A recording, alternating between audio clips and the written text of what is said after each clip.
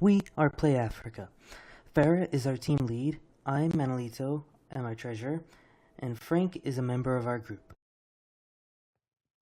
Our community partner is Play Africa, an organization based in Johannesburg, South Africa, which aims to help educate youth in South Africa by building children's museums and exhibits that teach young kids about STEM.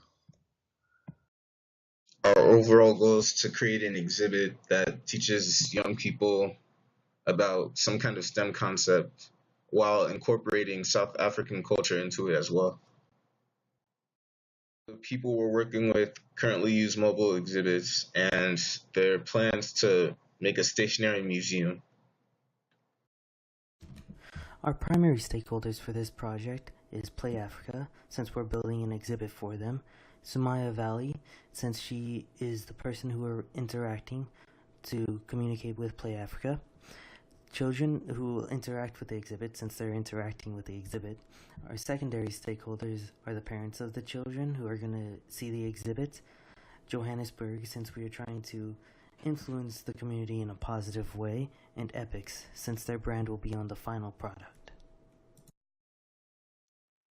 In our research about Play Africa and the work that they do, we found that South Africa, and Johannesburg in particular, has a real issue with mathematics education through their public school system, with only 3% achieving proficiency in mathematics by grade 9.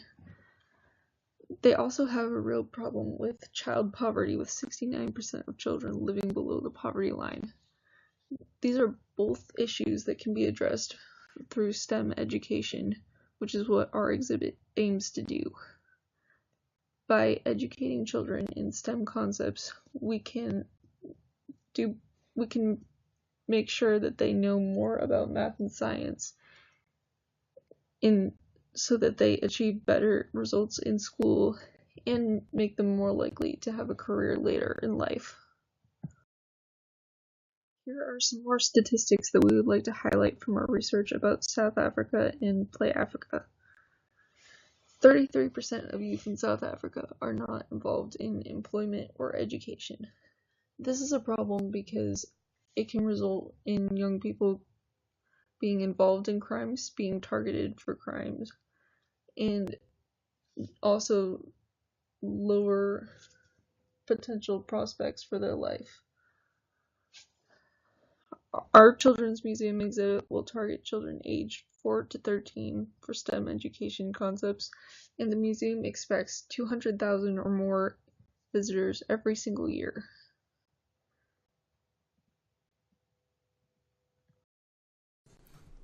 Our constraint budget-wise is the initial prototyping budget provided by Epics and the final budget provided by Play Africa. Our time constraints that we set for ourselves is to have conceptual design done by the end of fall 2017 and a deliverable by the spring next semester. Our stakeholder requirements is for it to be simple, mobile, and include an aspect of their culture. Our first idea is a modular circuit system. To help you get an idea of it, think Legos and electronics combined. Thus we dubbed it Connectronics. To further elaborate on it, the idea that it'll be fully modular means that it'll be completely customizable to the user's intent, and it will show the basic ideas of electronics to help teach the kids the fundamentals of electronics and circuits. Another idea is a maze that deals with circuits. It works by moving the squares in certain ways that makes the LED go off. Here are some comparisons between our two ideas. We think that the maze is likely to be more safe and easier to control for the museum, so that there will be less potential issues with shocking or swallowing pieces or starting fires or any of the potential issues that come from literally playing with electricity. The issues with this idea, though, are that it is only partially modular, and one of our goals was to create a fully modular circuit toy system. And it's also more difficult to adapt for different age groups. It would be hard without completely having two different mazes to have one that would work for both a 4-year-old and a 13-year-old, because the 4-year-old would need simpler concepts and easier pathways for the electricity.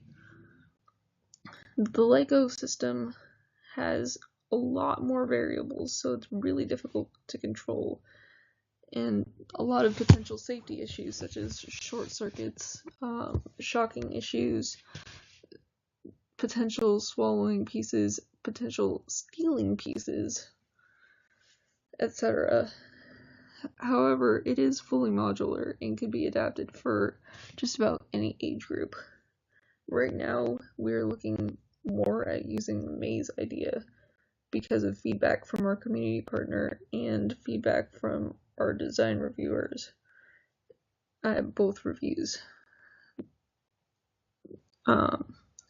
We just want it to be safe, because when we compared what our goal was, we found that safety was much higher of a priority than adaptability, because you can't have children getting hurt at a children's museum.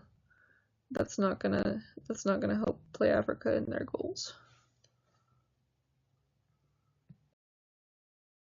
We researched the idea of snap circuits and Tetris lamps, but these wouldn't work because snap circuits are just too complicated while we're targeting younger people, and the Tetris lamp is too simple that no one can learn that much from it. And last but not least, these are the sources which we gathered our information from. This is so we will not be hit with any accusations of plagiarism.